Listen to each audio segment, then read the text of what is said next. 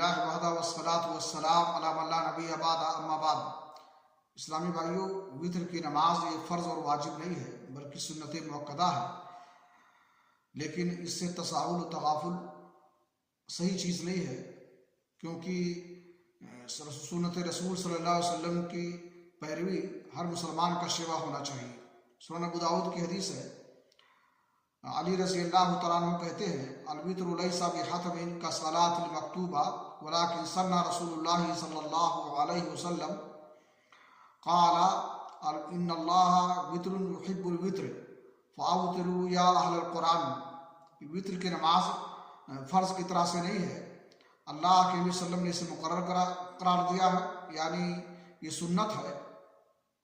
आपने फरमाया अल्लाह ताला ताक़ है और ताक़ चीज़ को पसंद करता है, लिहाजा अहले कुरान तुम वित्र की नमाज पढ़ो। सहाबा कराम को अल्लाह के नबी सल्लल्लाहु अलैहि वसल्लम ने अहले कुरान कहा है, इसका मतलब ये नहीं है कि वो हदीस को नहीं मानते थे। अहले कुरान से मुराद अहले शरीयत है, और शरीयत जो है ये कुरान हदीस दोनों के मजमूए का नाम है। अल्लाह रब्बुल आलमीन से दुआ है कि अल्लाह ताला हमें सुनन और नवाफिल और वित्र की अदायगी की तौफीक दे और दिलचस्पी के साथ इसको पढ़ें। वाह अल्हम्दुलिल्लाह रब्बिल आलमीन।